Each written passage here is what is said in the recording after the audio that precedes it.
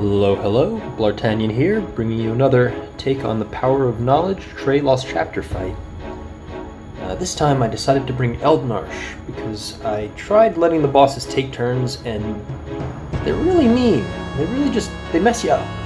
They got instant breaks, they got true damage, stuff that ignores your defenses. It's just all sorts of mean, nasty, ugly things you just don't want to have to deal with. And I haven't really gotten to use Eald'narche since pulling him because he's complicated as heck and it hurts my brain to use him. So I figured, hey, this will be a good learning opportunity. Set him up with a couple of my favorite supportive ladies there, Arciela and Krile. We're going to try to make the most of this angry little child. Arciela's L debuff is important to keep up here because I'm not really sure what causes their yellow unbreakable phase, but if and when that happens, I don't want them gaining Brave during it. And Eald'narche himself is important to manage the orb, along with, terror locking the bats.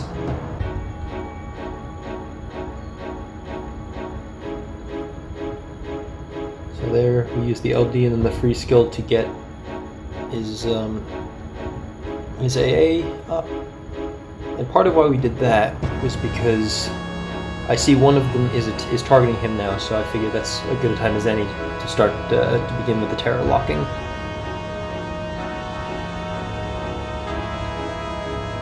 So I figure we can warp in front of A and use that as the opportunity to phase shift and go into lockdown mode.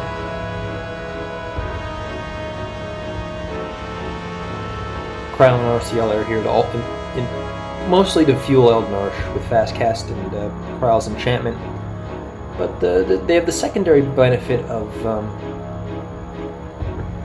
having some backup forms of lockdown with the paralysis and the HP silence. Both end up coming into play at different points during the fight.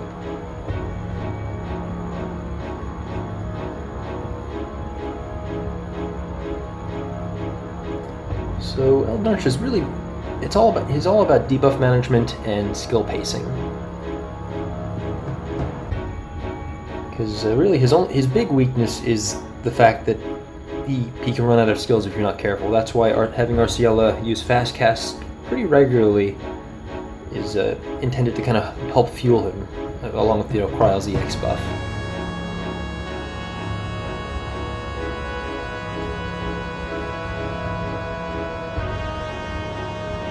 I haven't quite lucked into A targeting Eald'narche yet, but we're getting there hopefully. A few breaks here and there aren't gonna ruin our lives. Although that delaying move is pretty obnoxious.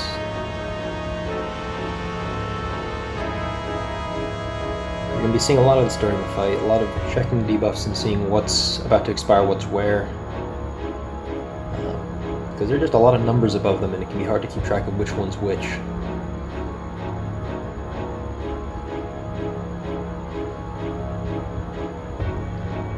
Trying to kind of measure out if I need to reapply terror or if I can kind of squeeze out a turn or two more without having to use the EX. I think each of them should be good for another turn before I need to get into that.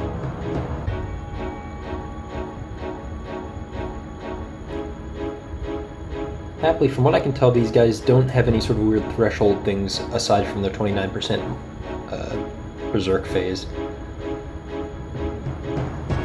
So you can kind of attack with relatively reckless abandon, ignoring the fact that they're gonna, hit you back real hard. We can let terror expire on A since it's not like he would have been using it. And now, I think it's probably a good time to reapply it. But I think we also need to reapply warp. So there we go.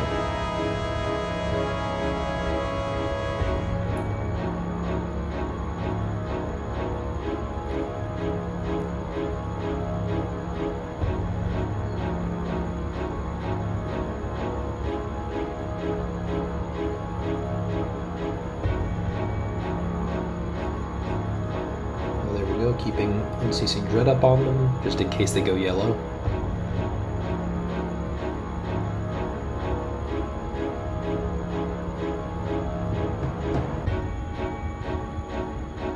I've heard people complain about Eald'narche because it's a lot of HP attack spam, and it really is a lot of HP attack spam, but if you can plan and time things out right, it's really quite potent. He has the same like lockdown capability as someone like, say, Kefka or Arciela, but with the added benefit of like doing a bunch of kind of pseudo off-turn damage.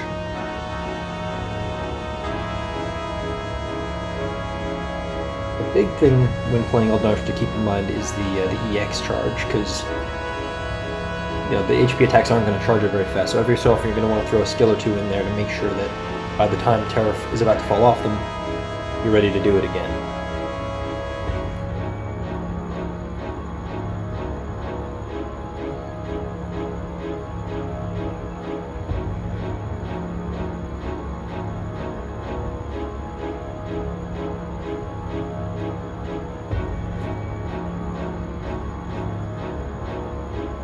Warp there, because we're a little concerned about Terra not being up in time.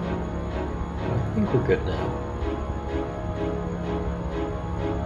My thought process here was that I wanted to use the AA to inflict a longer terror, and I didn't want to waste a free turn using the AA, because that's something that I find myself doing pretty often when I try using Eald'narche, is prepping the LD in such a way that I end up using the LD and then having to waste a warp turn on the AA, which just kind of sucks.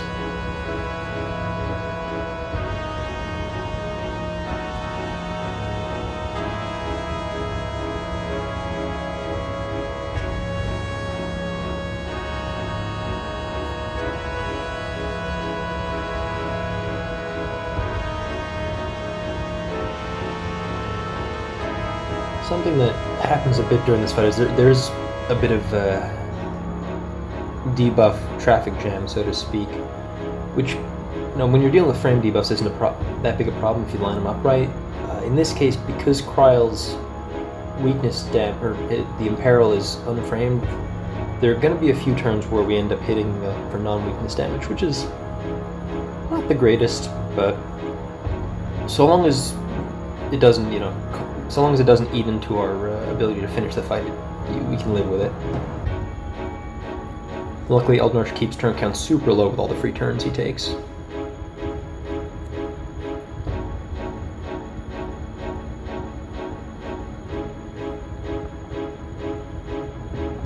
there we go, using Mega Javelin to get an extended warp thanks to the C65 ability.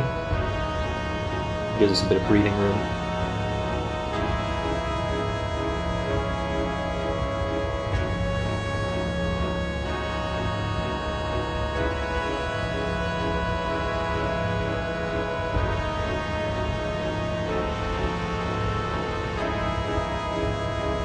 So you see there, I check the debuffs, pause, think, and be like, wait, what? And I have to go back and look, because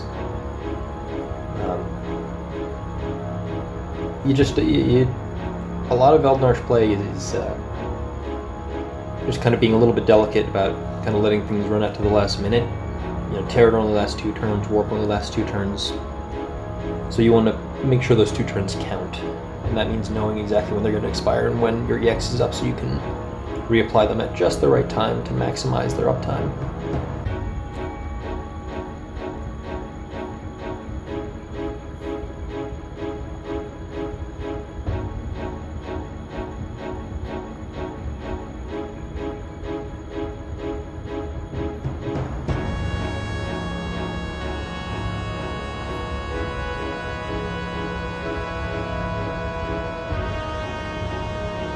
Meanwhile, Arciela and Krile, I've been spending most of this fight talking about Eald'narche. That's because, by comparison, Arciela and Krile are way, way, way simpler to use. They basically you just hit buttons and kind of watch as the enemies don't get to do anything.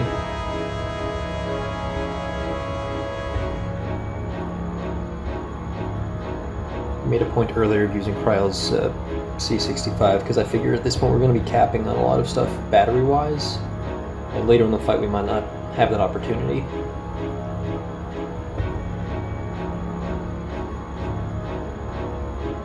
So we're using our third LD here. Thinking here is once they hit the 29% mark, we're probably going to bring an Emperor and try to close things out. So I'm not super concerned with conserving Eald'narche all the way there. So I'm okay with kind of burning that skill out. And here we have probably the best opportunity we're going to get to do a decent launch with that Cloud AA. Or call ability. I wasn't really sure which calls to bring here, and I ended up kind of bringing the mishmash of just like generally useful things, but I don't know how well I used it.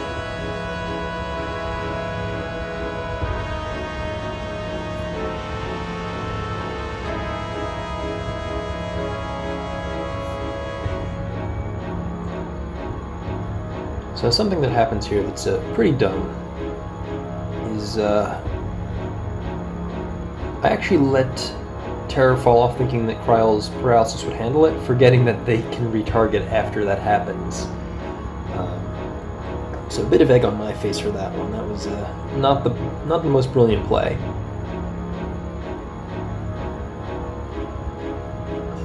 We get lucky in that A is starting to target all now, so they'll stay terror locked.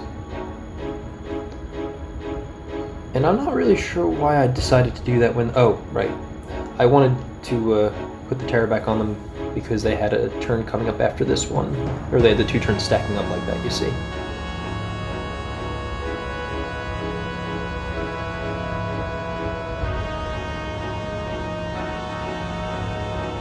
I was really kind of nervous about that all attack. Not super optimal, given that it caused us to both drop the terror lock and waste the paralysis, but you live, you learn, and in this case we overcome. And part of that overcome in this case is replacing the paralysis with HP silence, because this team is basically just a giant stack of paralysis type effects.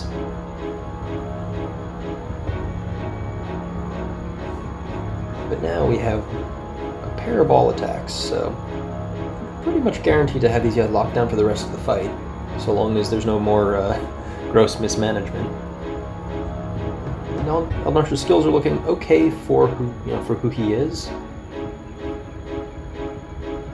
Still playing pretty conservatively here because the turn count right now, we have 60 turns and we're barely halfway there, so I can afford to be super lax with the skill usage, or with the HP plus usage, I should say.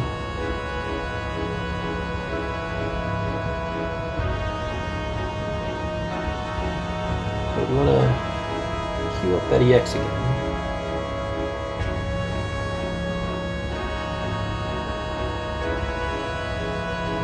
A couple more turns of terror, but we want to make sure the EX is ready and waiting when we're ready for it.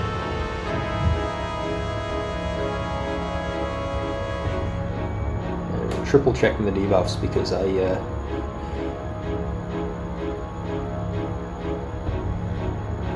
part of the stress of recording a video is thinking like, okay, someone's going to be watching this, I don't want to make it too boring, and then you start overthinking and underthinking, and it becomes a whole thing. So here.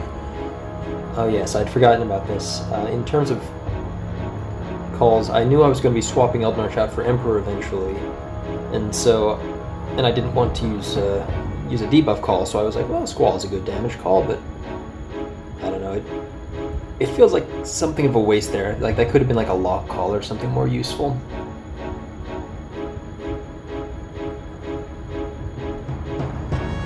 As I said before, though, it got us this far, so I can't complain too badly.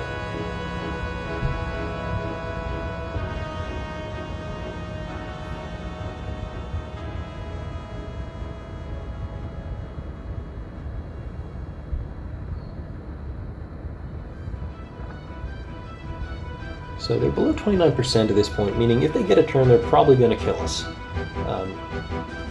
Luckily, as mentioned, we have stacks upon stacks of ways to prevent them from gaining those turns.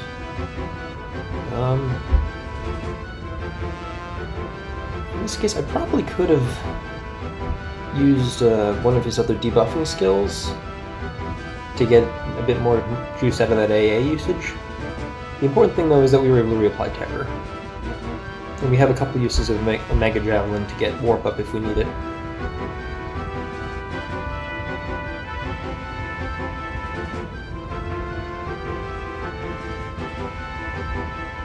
Meanwhile, just kind of plugging away at them, slowly whittling them down.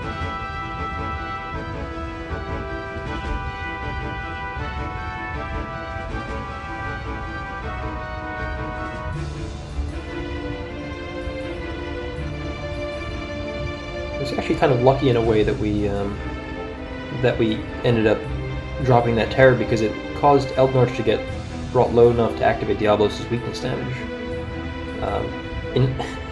I guess I could have claimed that was my plan all along, but really, I don't think you guys would be served well by me just taking credit for lucky things like that.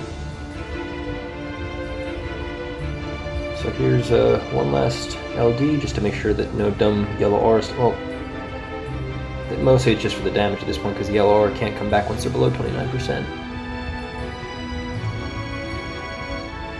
Go ahead and reapply warp.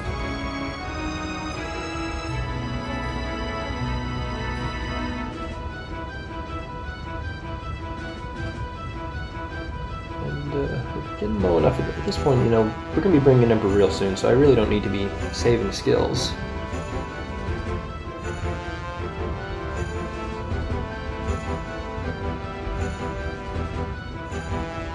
That's me forgetting about the warp turn thing.